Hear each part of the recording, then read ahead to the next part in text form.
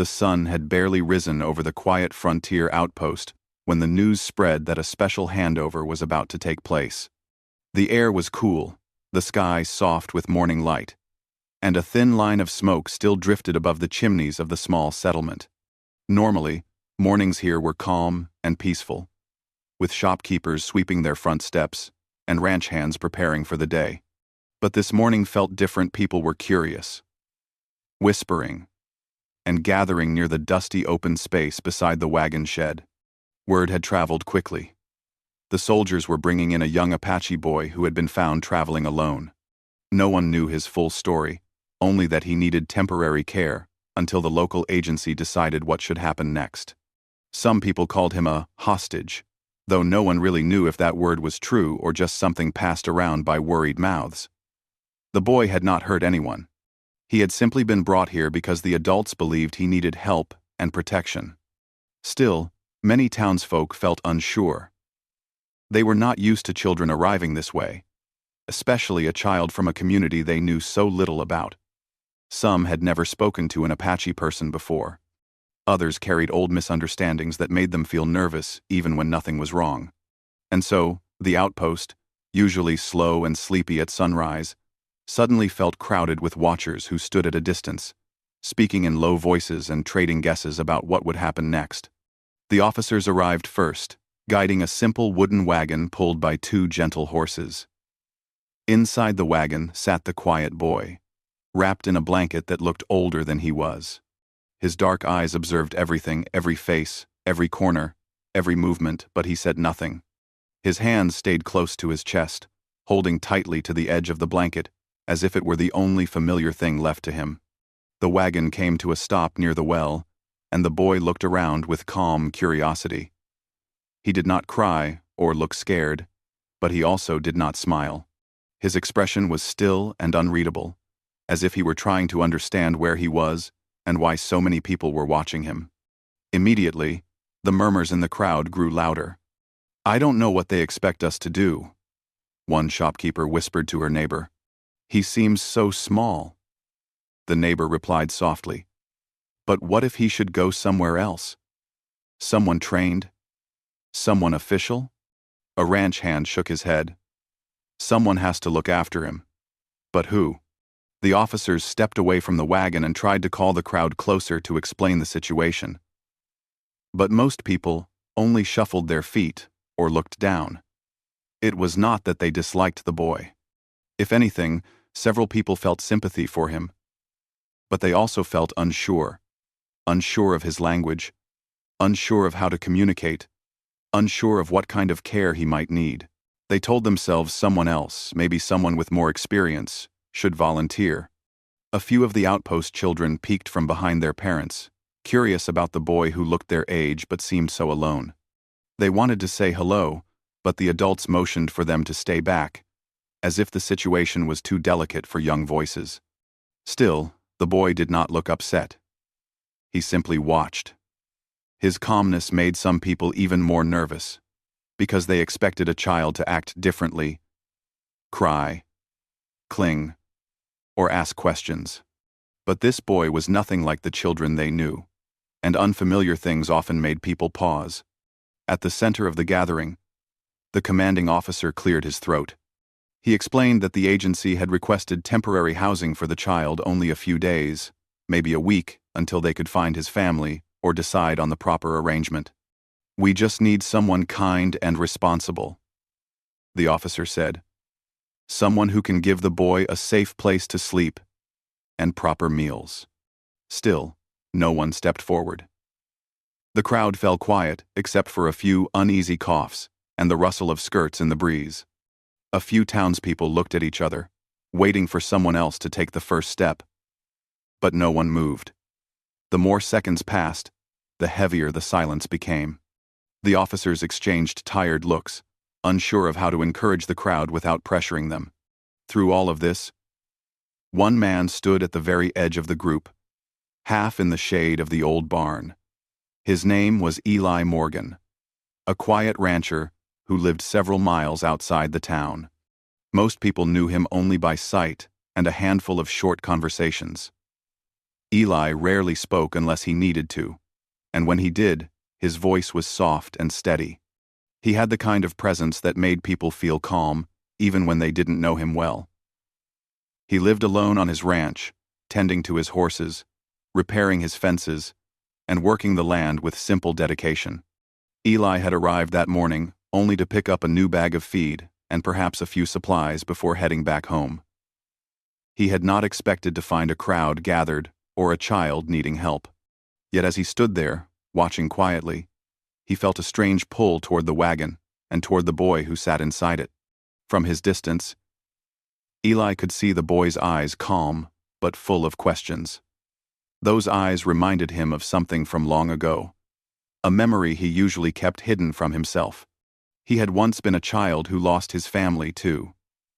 Though his story was not the same as this boy's, he knew the feeling of looking around and not knowing what place in the world was meant for him anymore. He knew the quiet ache of uncertainty. He knew the heavy silence that comes when you do not have the words to ask for what you need. Maybe that was why he did not look away. While others worried about what might happen or who should take responsibility, Eli simply focused on the child as an individual, a small boy sitting alone, waiting for someone to show even the smallest sign of care. The officers tried again. "Someone needs to step forward," one of them said gently. "We cannot leave him without a home for the night. He needs calm surroundings, warm meals, and simple kindness. Nothing more, nothing less." A couple of townsfolk shifted their weight, but again, they looked away. Some felt badly, but their uncertainty held them still.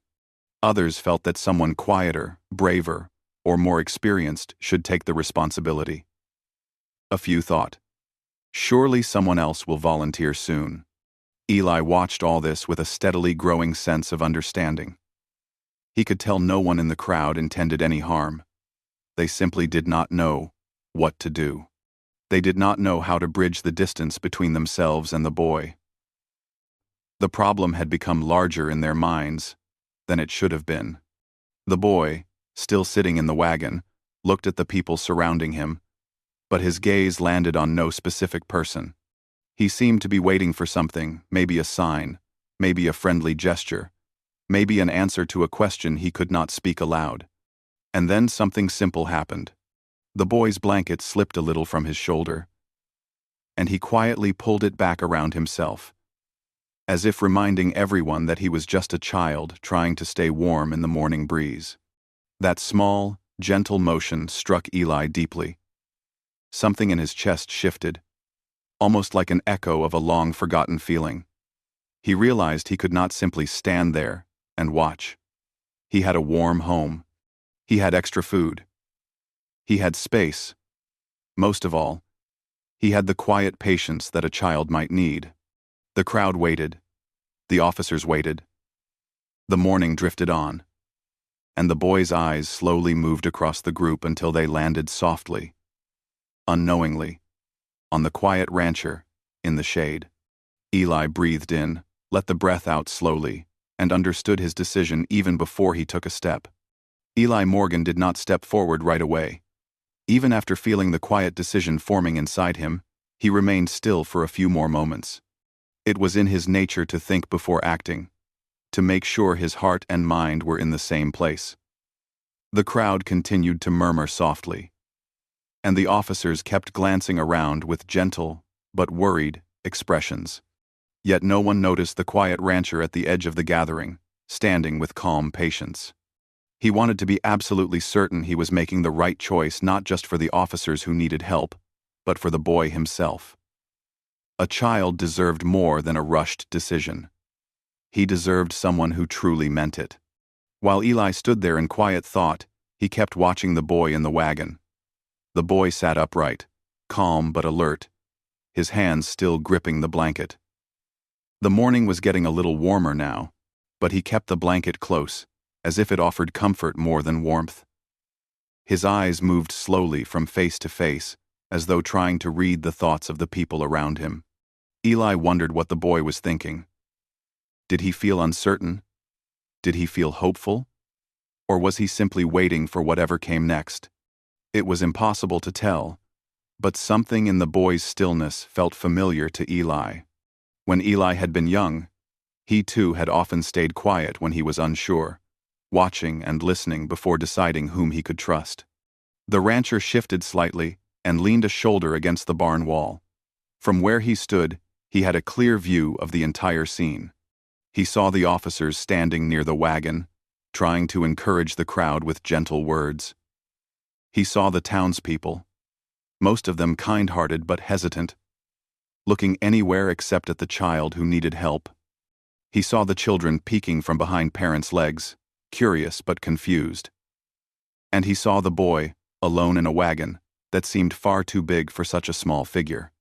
As Eli observed everything, he did not judge anyone. He knew that people sometimes froze when they faced something unfamiliar. It did not make them uncaring. It simply meant they needed more time. But time was exactly what the boy didn't have at that moment. The officers would eventually need an answer. The sun was climbing higher, and the day would move on, whether someone stepped forward or not. The rancher's gentle eyes returned to the boy again. The boy was not crying. He was not afraid. But he was alone, and that was enough to stir something deep in Eli's heart. A child should not feel alone if there was someone nearby who could offer comfort. Eli's thoughts drifted back to memories he usually kept buried. He remembered being a small boy himself, sitting on a porch after losing his parents.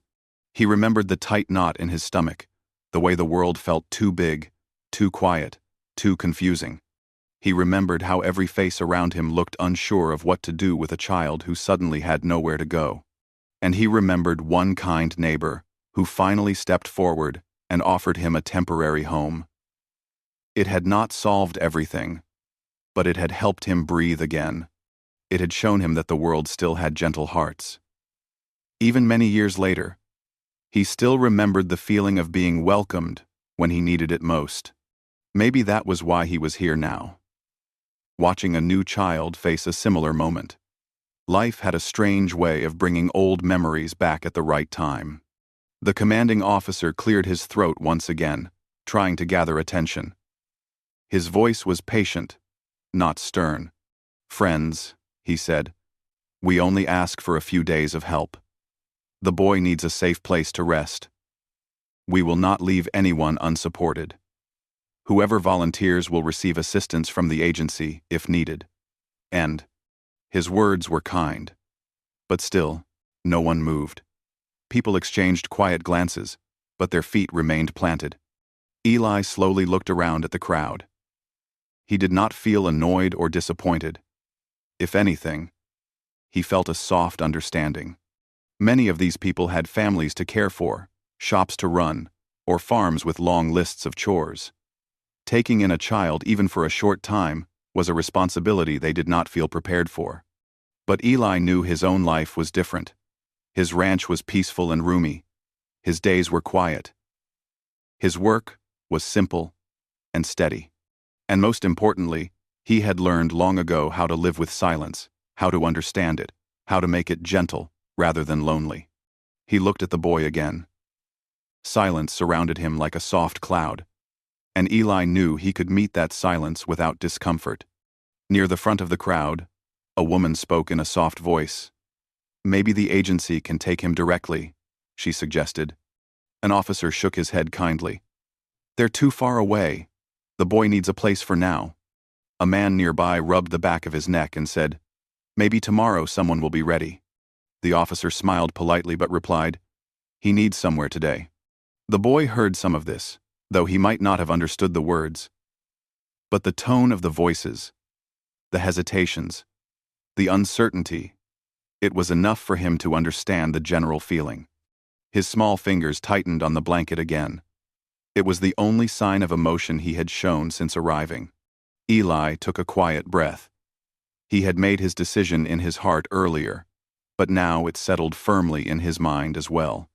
The kind neighbor who once helped him was no longer alive, but Eli remembered that kindness like a light that never dimmed.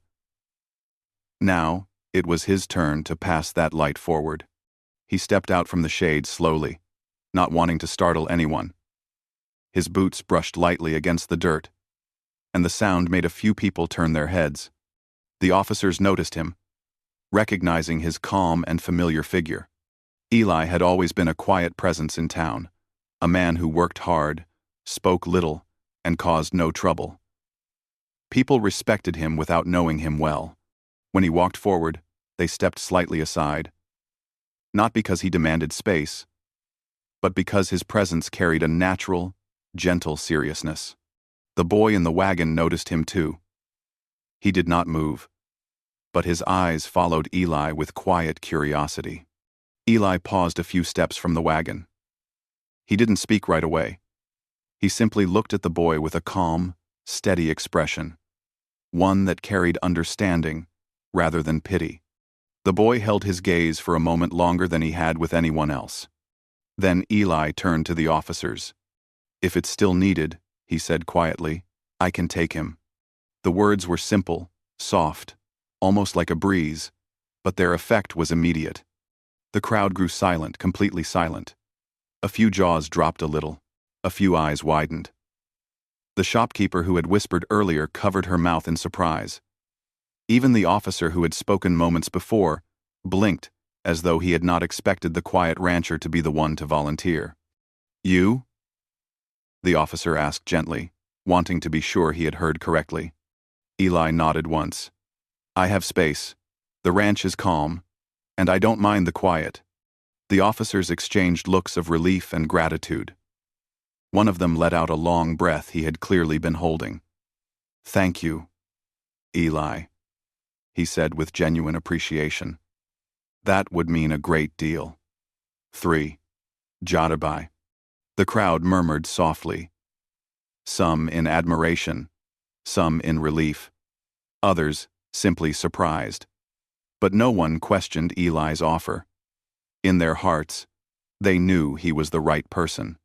His calm nature, his steady life, and his quiet understanding made him a natural caretaker for a child who spoke little and trusted even less.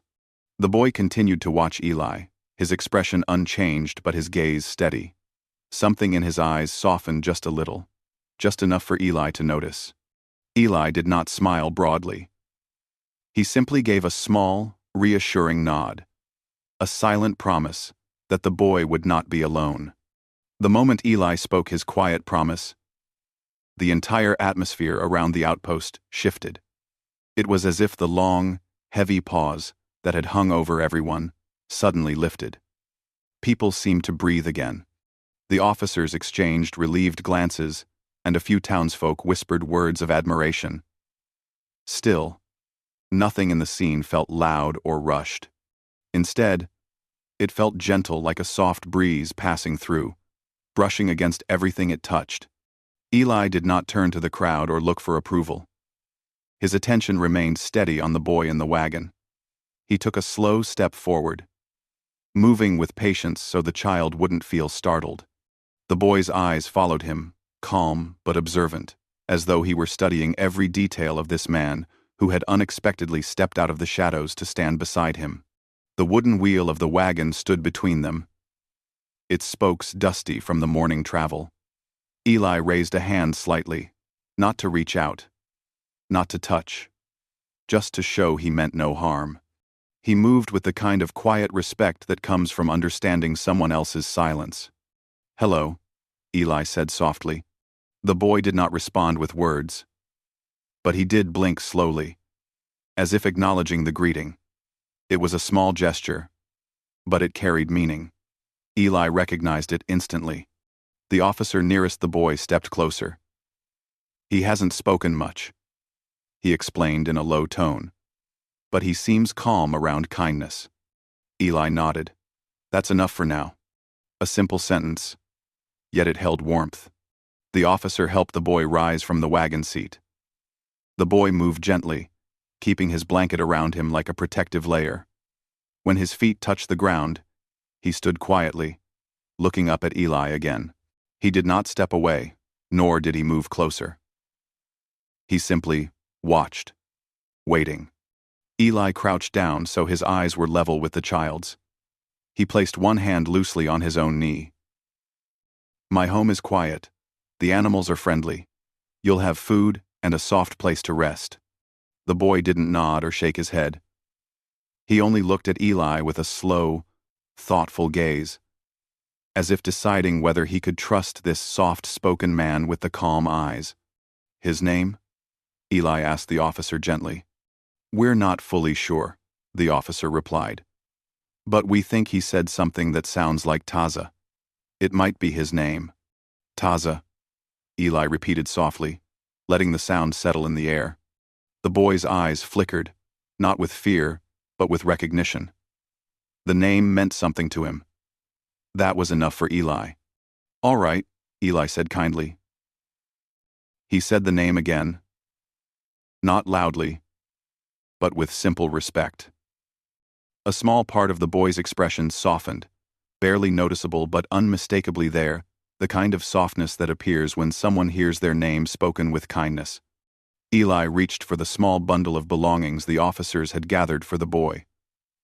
A water skin, a small pouch, and a neatly folded cloth.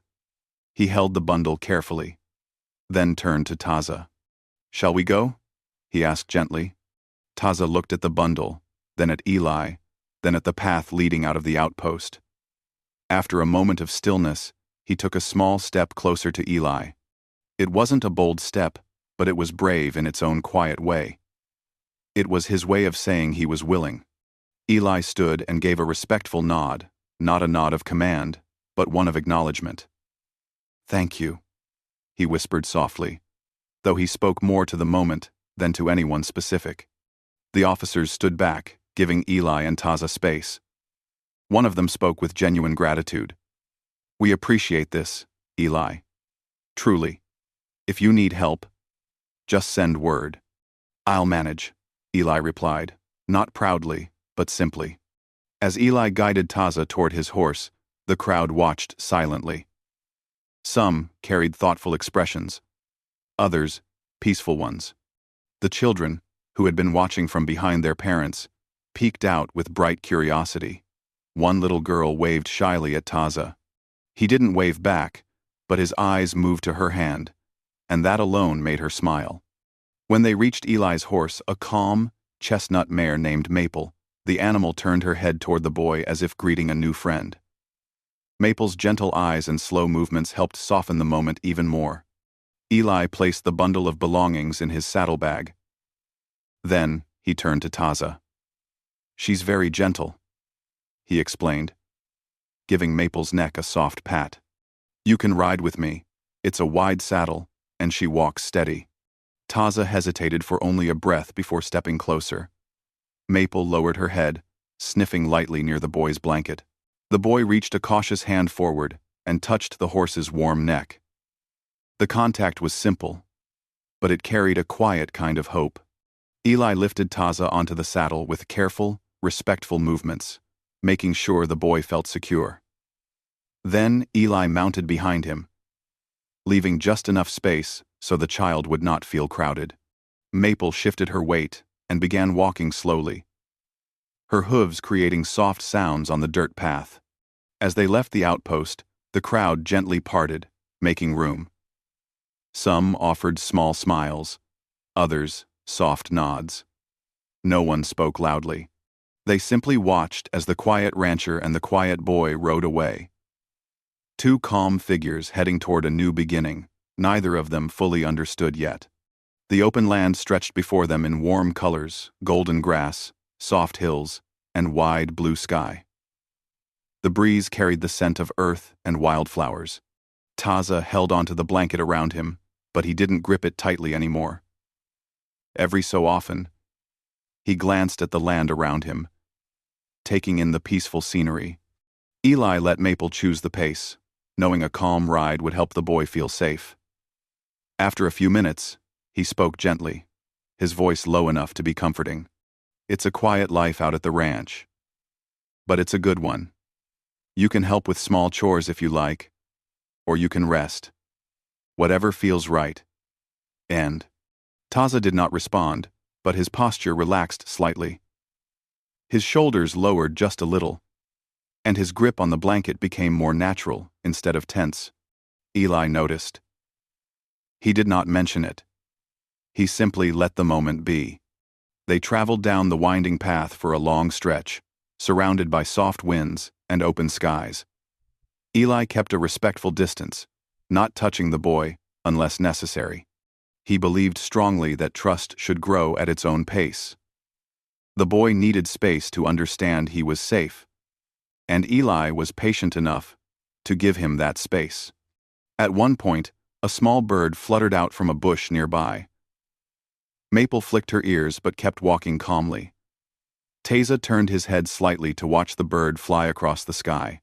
For the first time since leaving the wagon, a tiny hint of wonder flickered in his eyes. "You like birds?" Eli asked softly.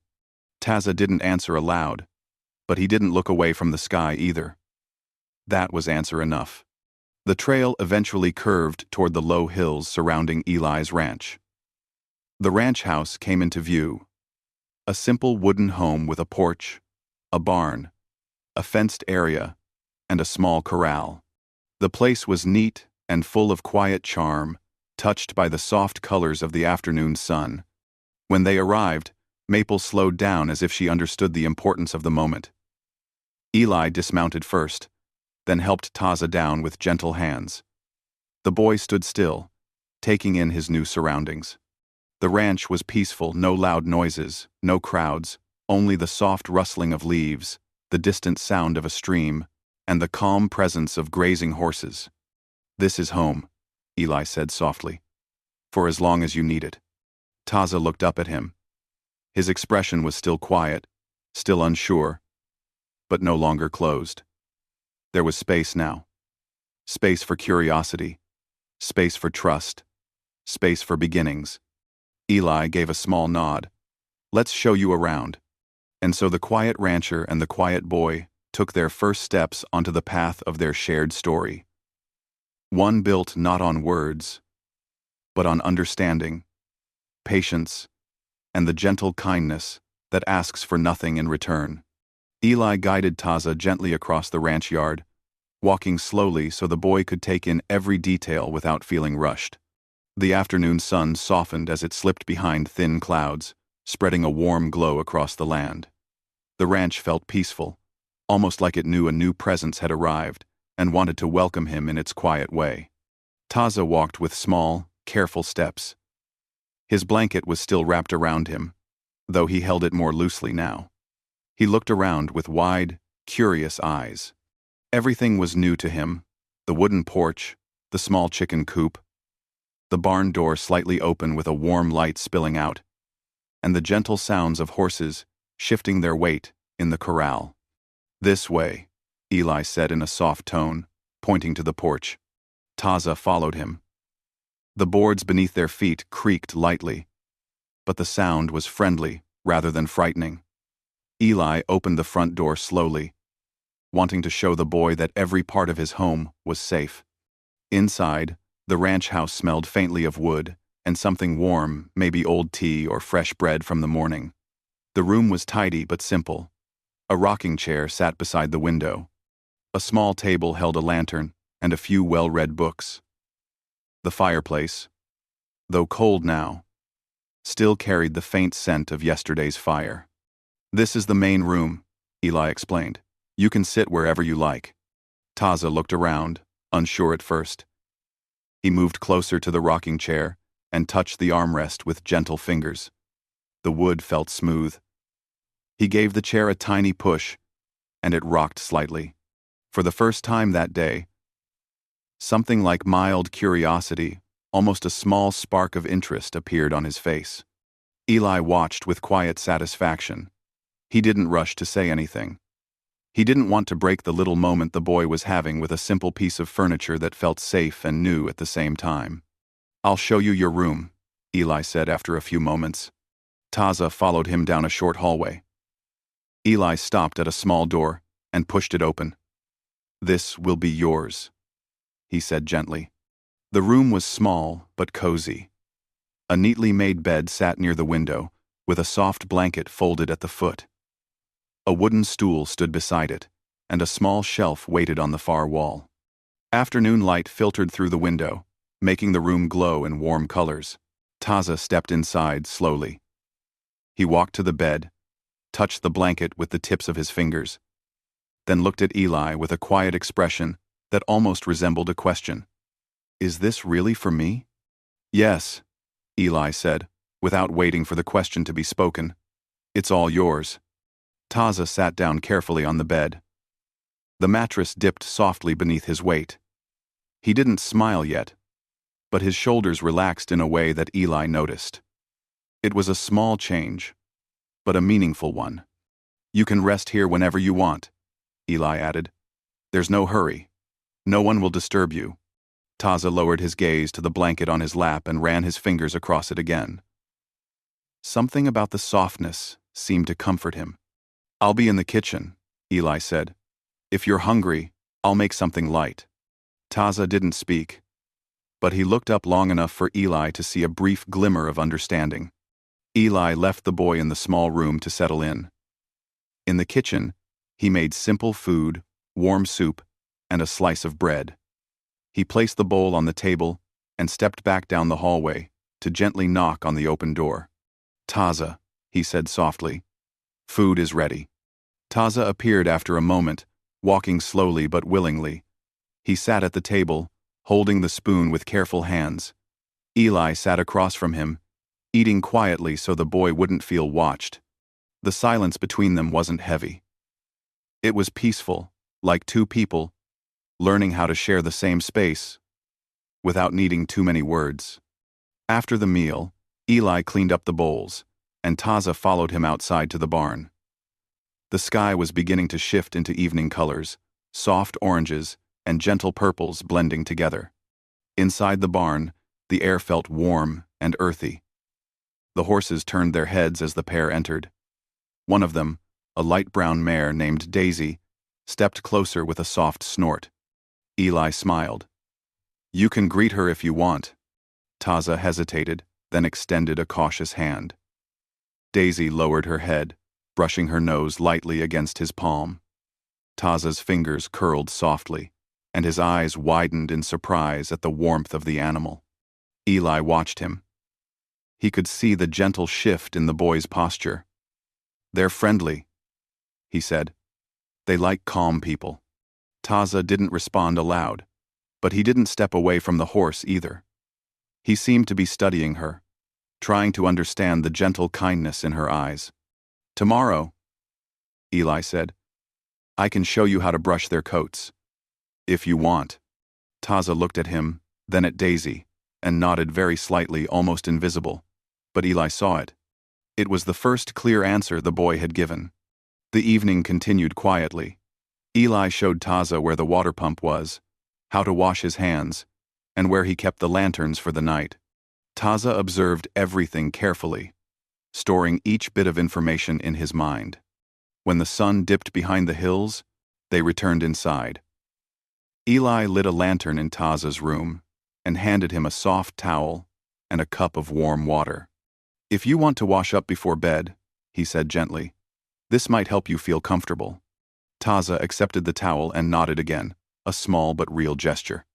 Eli stepped out and closed the door halfway, giving the boy privacy.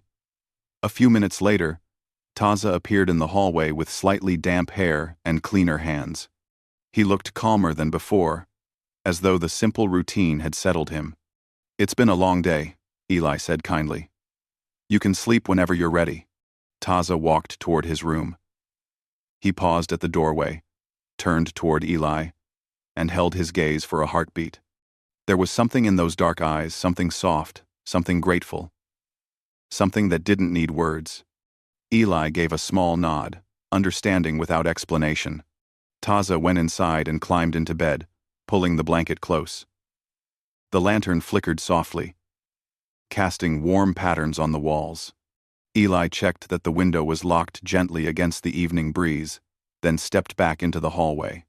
"Good night," he said softly, knowing Taza might not answer. But to his quiet surprise, he heard a soft, almost whisper-like reply. "Good night."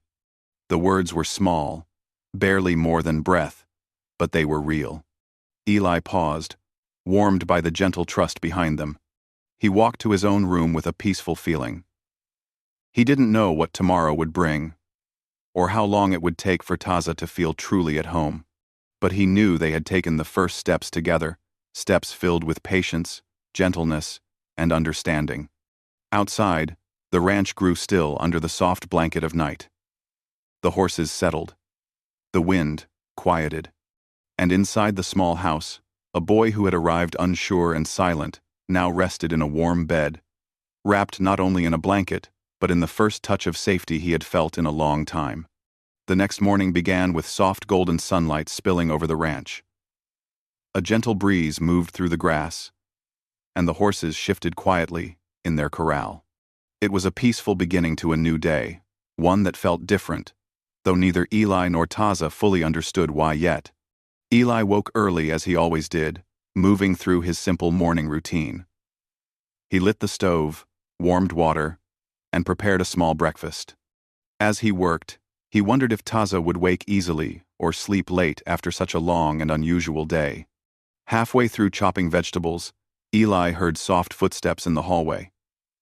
He turned around to see Taza, standing at the edge of the kitchen, wrapped in his blanket like a small, curious shadow. "Good morning," Eli said kindly. Taza blinked slowly, then nodded a gesture that held a quiet greeting of its own. "I made some warm food," Eli continued. "If you're hungry, you can eat with me." Taza stepped closer. The child's face still held caution, but his movements were more relaxed now, as though a layer of worry had gently lifted overnight. Eli placed a bowl of warm porridge on the table. The boy climbed onto the wooden chair, sitting a little stiff at first, but slowly settling into the seat. As he ate, he glanced around the kitchen from time to time, taking in the familiar shapes of the room, shiny pots, wooden shelves, the soft crackling of the stove. After breakfast, Eli helped Taza step outside into the morning light. Birds chirped cheerfully from nearby trees. The ranch looked alive and welcoming, touched with the softness of early sunshine. "Today," Eli said, "I can show you how to brush the horses, if you like." And Taza looked at the corral and then back at Eli. After a thoughtful pause, he nodded. They entered the barn, where the horses turned their heads at the sound of footsteps. Daisy, the gentle mare from yesterday, stepped closer, her ears twitching forward with interest. Eli handed Taza a soft brush. "Just gentle strokes," he explained, demonstrating by brushing Daisy's side slowly. Taza watched carefully. Then he lifted the brush and placed it against Daisy's warm coat. His movements were cautious at first. Small, light strokes. But Daisy stood still, accepting them with calm patience. "You're doing well," Eli said softly. A tiny spark of pride appeared in Taza's eyes. He didn't smile, but something warmed in his expression. It was the beginning of trust, a trust built not through words, but through simple actions shared in quiet company. Throughout the day, Eli and Taza moved through small routines together. They fed the chickens, gathered a few eggs, filled the horse's water trough, and carried firewood to the house. Taza didn't speak much, but he followed Eli closely, observing, learning, and slowly becoming part of the ranch's gentle rhythm. In the afternoon, they sat on the porch with cups of cool water. The wind carried the scent of wildflowers. Taza watched a bird hopping across the yard, tilting his head like he was trying to copy the bird's movements. "You like watching animals," Eli said. Taza nodded again, just a slight movement, but enough to show that he felt comfortable answering now. As the day passed, Eli began to notice small changes in the boy. His shoulders didn't stay tense all the time. His steps became less careful and more natural, like someone beginning to trust the ground beneath their feet. Every so often, he looked at Eli, not with caution, but with quiet curiosity. The bond between them grew in silence, like a plant quietly blooming. But while the ranch remained calm, the world outside kept moving. In the nearby hills, a small group of Apache families were traveling, searching for signs of a missing child. They had been looking for days, asking questions in peaceful ways, hoping someone had seen the boy. Back at the ranch, Eli knew nothing of this yet. He only understood that Taza needed patience and kindness, and he gave both freely. One evening, about a week after Taza arrived, Eli noticed something different. As they finished their evening chores, he saw Taza pause near the corral and look toward the distant hills. His expression was thoughtful, not worried, but longing, as though he remembered something far away. "You're thinking of your home," Eli said gently. Taza didn't answer aloud, but his eyes softened with meaning. Eli crouched next to him. "I don't know where your family is," he said honestly, "but if they're looking for you, they'll find a way." Taza's eyes shifted back to the hills. "We're not far from anyone here," Eli continued. "If your family comes, they'll be met with kindness." The boy lowered his head slightly, absorbing the words. Over the next few days, Taza settled into a comfortable routine. He slept peacefully, helped with simple chores, and even followed Eli around with small steps, almost like a shadow learning to trust the light. Their quiet companionship grew stronger each day. But one afternoon, something changed. Eli was repairing a fence when he heard the distant sound of horses approaching. Not running, not rushing, just a calm, steady arrival. He wiped his hands on his trousers and looked toward the road. A group of Apache riders slowly made their way toward the ranch. They carried calm expressions, not tense ones, and their horses walked at an easy pace. These were people searching, not confronting. Taza, who had been near the barn, stopped in his tracks. His eyes widened not in fear, but in sudden recognition, like a forgotten memory rushing back into his heart. Eli placed a gentle hand on Taza's shoulder. "It's all right," he said softly. "Let's wait and see." "Ament?" The riders approached and dismounted a short distance away. One of the elders stepped forward, his face lined with wisdom and concern. He spoke in a calm voice, using words Eli could not understand, but whose meaning carried kindness, not threat. Taza stepped forward slowly. The elder's eyes softened deeply when he saw the boy clearly. The connection between them was obvious. This was someone who knew Taza well, someone who cared deeply for him. The elder knelt down and opened his arms. Taza moved closer, slowly at first, then with growing certainty. Eli stood quietly, giving them space. He felt no sadness, only a gentle warmth. Knowing the boy was reuniting with people who loved him, he knew this was the right moment, the moment the child had been waiting for, even if he didn't speak it aloud. After a few minutes, the elder rose and turned to Eli. He placed a hand over his heart in a gesture of gratitude. His eyes spoke the thanks that language barriers could not. Eli returned the gesture with a respectful nod. He did not need grand words. The moment itself was enough. Taza turned to Eli then. His expression held something new, something stronger than before. A soft trust, a quiet belonging, and gratitude. "Taza," Eli said gently, "you'll be safe, and your home will welcome you." The boy stepped forward and, for the first time, reached for Eli's hand. He held it briefly, just a few seconds, but those seconds carried more meaning than any spoken goodbye. Eli squeezed back lightly, enough to say, "I'm glad you were here." The riders prepared to leave. Taza climbed onto one of the horses with the help of the elder. Before they turned away, the boy looked back at Eli one last time. His eyes held a message that required no words. "Thank you." Then he rode with the group toward the hills, the late afternoon sun casting long shadows behind them. Eli watched until they disappeared from sight. He felt no emptiness, only peace. He had not lost anything. Instead, he had been part of something gentle and rare. A moment where two lives met in kindness and walked together. For a short, meaningful time. As the ranch settled into evening quietness again, Eli returned to his chores with a thoughtful heart. The porch, the barn, the corral, all felt touched by the memory of a small boy who had brought a quiet warmth into the ranch. And though Taza was gone, the ranch did not feel lonely. It felt fuller, because kindness leaves a light behind, even after the moment has passed.